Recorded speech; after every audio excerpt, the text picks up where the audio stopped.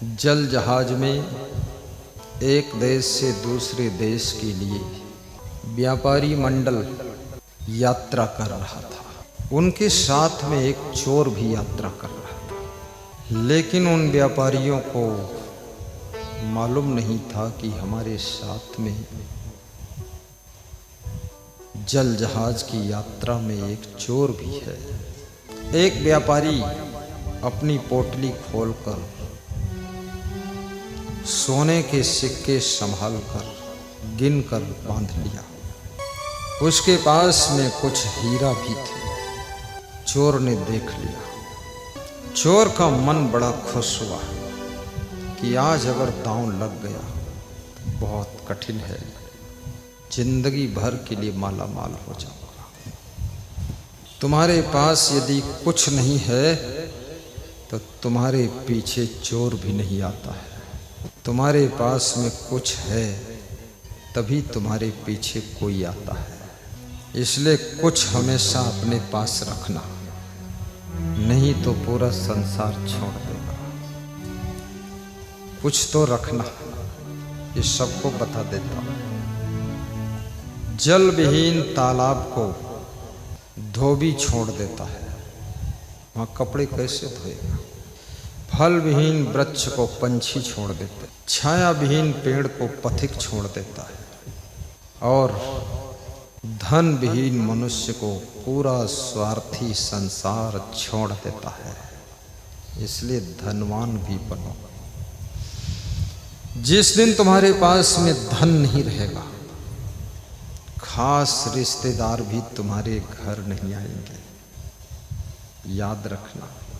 इसलिए धन का भी महत्व है, लेकिन धन सब कुछ नहीं है। धन से सामान खरीद सकते हो, लेकिन सम्मान नहीं खरीद सकते हो। धन से दवा खरीद सकते हो, लेकिन स्वास्थ्य नहीं खरीद सकते हो।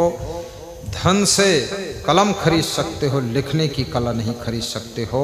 धन से माइक खरीद सकते हो, पर बोलने की कला नहीं खरीद सकते हो। धन से बिस्तर खरीद सकते हो, लेकिन विश्राम नहीं खरीदा जा सकता है।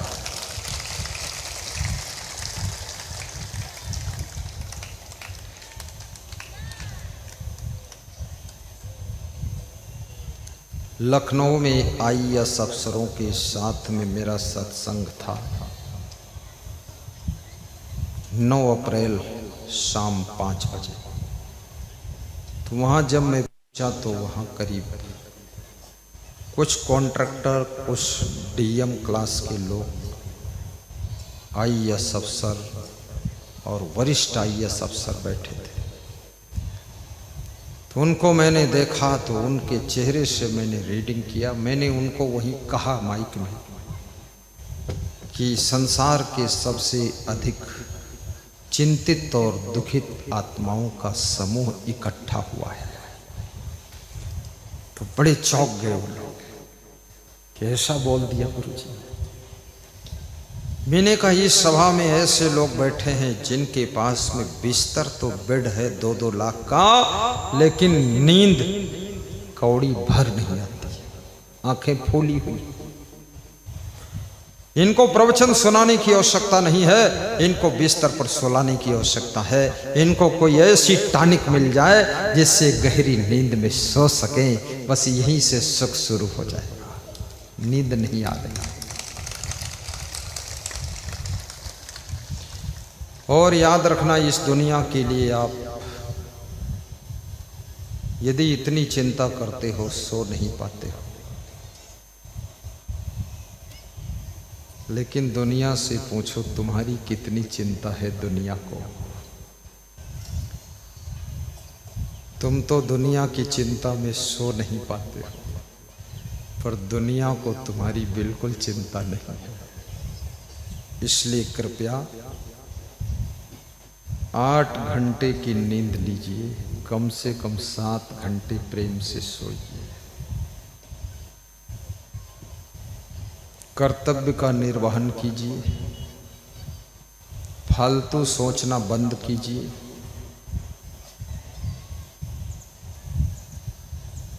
लोगों की सहायता कर सकते हो, लेकिन लोगों का भाग्य बदलने का अधिकार तुम्हारे हाथ में नहीं है।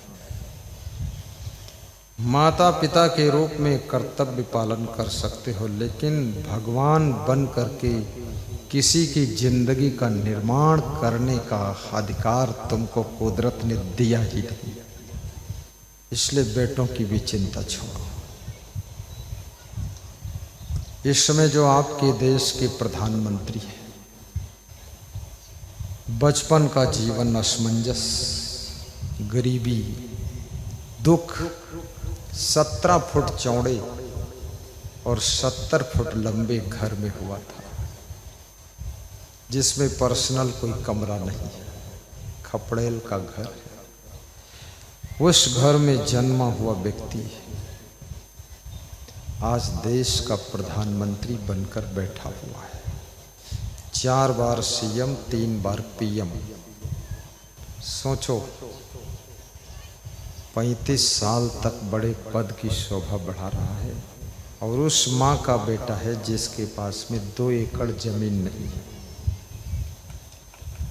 तुम्हारे पास में तो 2-4 एकड़ जमीन है। तुम उस बेटे के बाप हो कि तुम्हारे पास जमीन भी है, कार भी है, मकान भी है, और फिर भी अपने बेटे को तुम प्रधानमंत्री नहीं बना पाते हो, न मुख्यमंत्री बना पाते हो, न आईएएस अफसर बना पाते हो। तुम कोशिश करते हो कि नीट की परीक्षा पास कर ले तो ये भी कलेक्टर बनकर खगड़िया में आएगा, और वो गया दिल्ली, वहाँ से ले आया एक काली कलोटी बिल्ली। बड़ा खूसट निकला। अरे बिल्ली तो यहाँ भी मिलती थी, इतनी दूर गया दिल्ली और फिर भी लाया बिल्ली। बहुत मूर्ख है, क्या करोगे? उसकी टेंशन में तुम्हारी नींद उड़ जाती है। चिंता मत करो।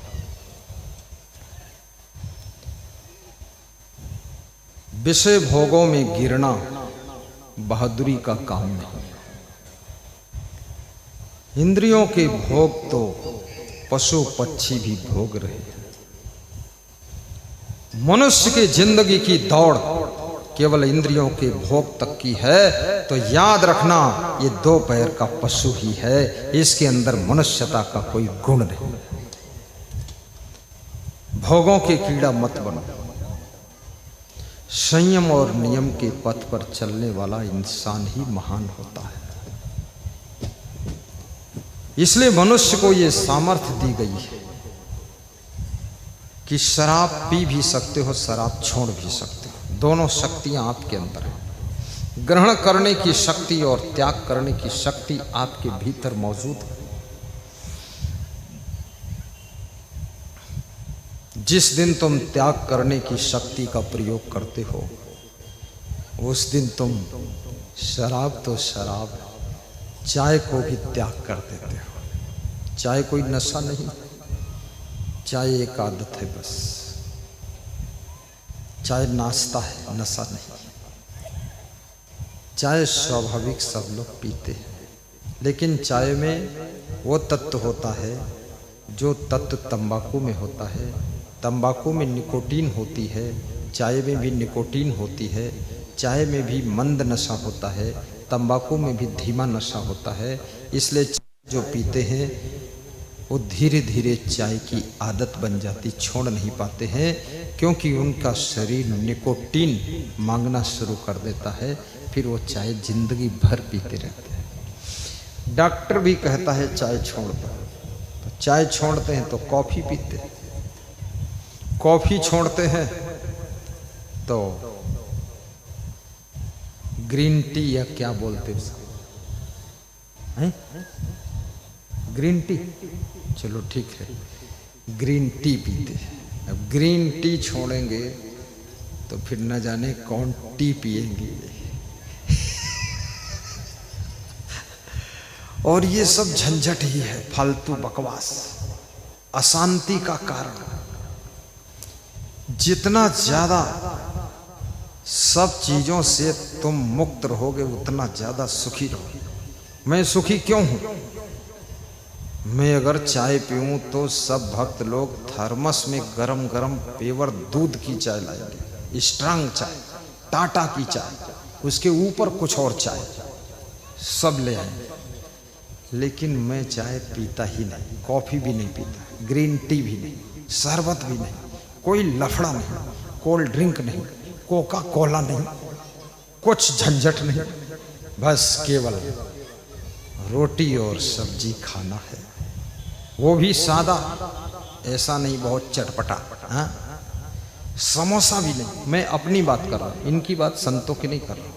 इनको तो छूट दे रखा हूँ कि आलू बंडा भी खा लो, समोसा खा लो, पकौड़ी खा लो, गुजिया खा लो और माल छक लो, पर मैं अपना कोई जलेबी का जरूरत नहीं, ना समोसा का जरूरत, ना गोलगप्पे खटाई वाला कुछ नहीं, बस केवल और केवल सत्संग का रसपान करना है और पूरी जिंदगी हंसते रहना है।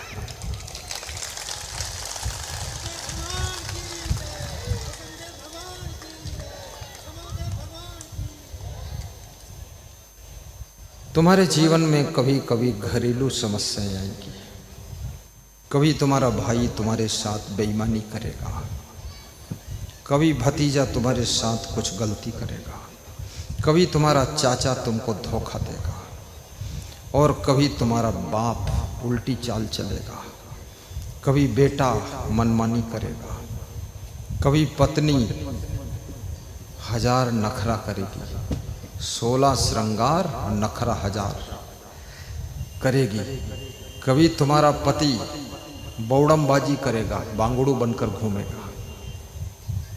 तुम्हारी जिंदगी के सुख को छीनने वाले हजारों लोग हैं, तुम्हारी मुस्कान को लूटने वाली पूरी दुनिया है, तुम्हारी हंसी खुशी को बर्बाद करने वाला पूरा संसार है। लेकिन चैलेंज के साथ सबसे मन को ऐसे खींच लीजिए जैसे म्यान से तलवार खींच ली जाती है, ऐसे संसार से अपनी जिंदगी को खींचकर बाहर करिए और हंसती हुई जिंदगी बिताइए।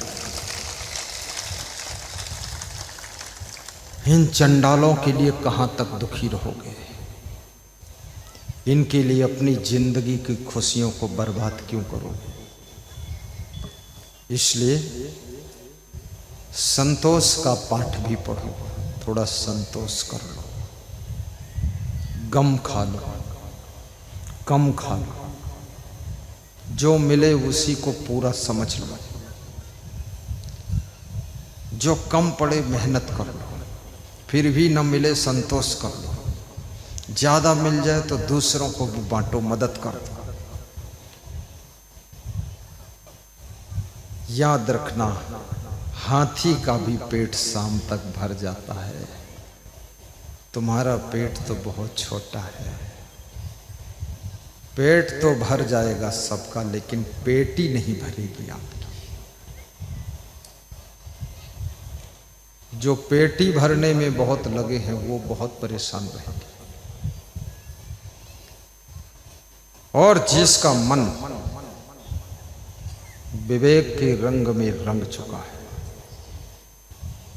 अब उसको दुखी करना बहुत मुश्किल है।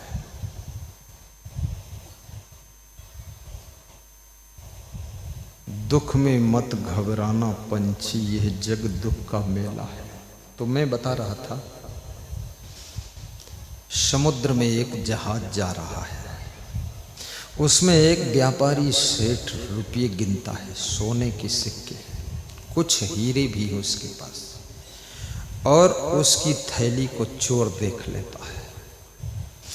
चोर जब किसी के पास में धन देखता, सोना देखता, चांदी देखता, रुपया देखता, बड़ा खुश होता है, क्योंकि उसका निशाना वही है। वो तुमको देखता ही नहीं है, तुम्हारे धन को देखता है,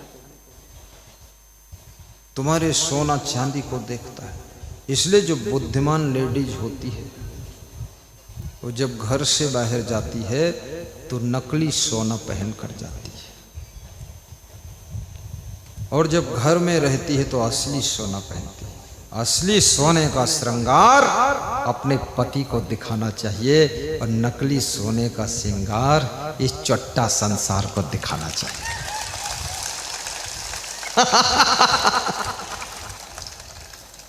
सिंहेश्वर की रतन राज बहुत खुश होते हैं, क्या गजब कर रहा मेरा गुरु।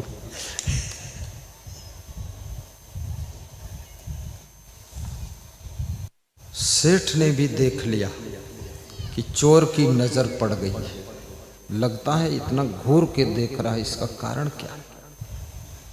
ये मुझे नहीं देख रहा, मेरे सोने के सिक्के देख रहा, थैली देख रहा, हीरों को देख रहा, इसका मतलब ये चोर है। कौन क्या देख रहा है? जो व्यक्ति जो देख रहा है, देखने से पता चल जाता है इसका मन कैसा है। अगर सूक्ष्म भाव से तुम सोचो, सबको पहचान लोगे, ये मुझे देख रहा है कि मेरे थैले को देख रहा है कि मेरी चैन को देख रहा है, क्या देख रहा है? सेठ बड़ा बुद्धिमान था, बुद्धिमान ही सेठ बनता है, बुद्धू सेठ कभी नहीं बन सकता।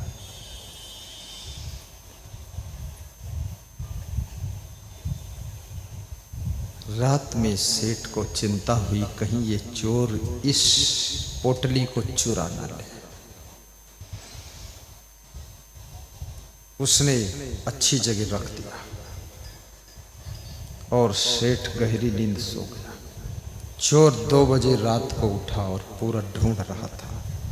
सेठ का थैला खोला, सामान में ढूंढा, बिस्तर के पास ढूंढा, लेकिन वो थैली कहीं नहीं मिली। जल जहाज की यात्रा 1 महीने की थी और दिन में फिर वो सेठ उस थैली को लेकर के बस फिर खोलता था, फिर गिनता था। उसको भी संदेह रहता था कि भाई कोई निकाल तो नहीं गया। आपके पास यदि पैसे हैं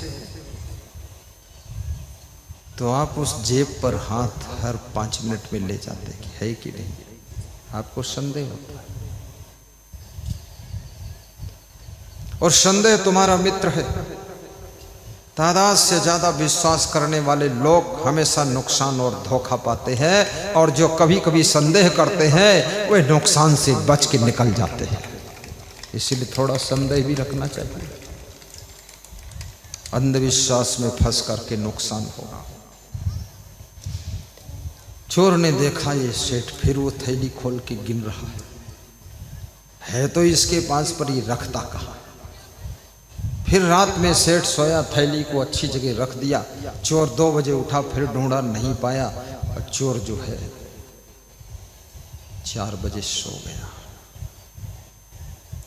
जब चोर सो जाता था तो सेठ जाग जाता था, और सेठ जब सो जाता था तो चोर जाग जाता था। ऐसा क्रम चल रहा था। 1 महीने में जल जहाज की यात्रा पूरी हुई और अपने गंतव्य पर पहुंचे। तब चोर ने उस सेठ के पांव पकड़ लिया, बोला माफ करना, न सोना मिला, न सोने के सिक्के मिले, न नींद में सोने को मिला, क्योंकि थैली के चक्कर में रोज जागते थे हम, ठीक से सो भी नहीं पाए और सोना भी नहीं मिला और सोने को भी नहीं मिला। लेकिन ये तो बता दो सेठ जी, तुम थैली छिपाते कहाँ थे, रखते कहाँ थे? मैं सब तुम्हारा थैला खोलता था, बैग खोलता था, देखता था, कहीं मिली नहीं। तेरे कमंडल में भी देखा, वहां भी नहीं। फिर ये दिन में निकल के आ जाती थी, कहाँ थी? तो सेठ ने कहा, अरे मूर्ख इंसान, ये थैली मैं तेरे थैला में रख देता था।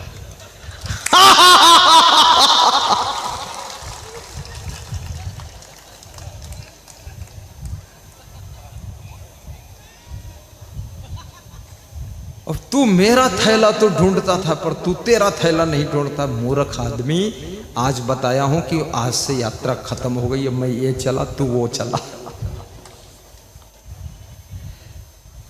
आदमी सुख और सुकून को दूसरे के थैले में ढूंढता है, दूसरे के पास में ढूंढता है। जिस दिन आदमी सुख और सुकून और शांति और आनंद को अपने दिल के थैले में ढूंढेगा, उसी दिन ये माला माल हो जाएगा, खुशहाल हो जाएगा, सुखी हो जाएगा। बोलिए सद्गुरु भगवान की जय।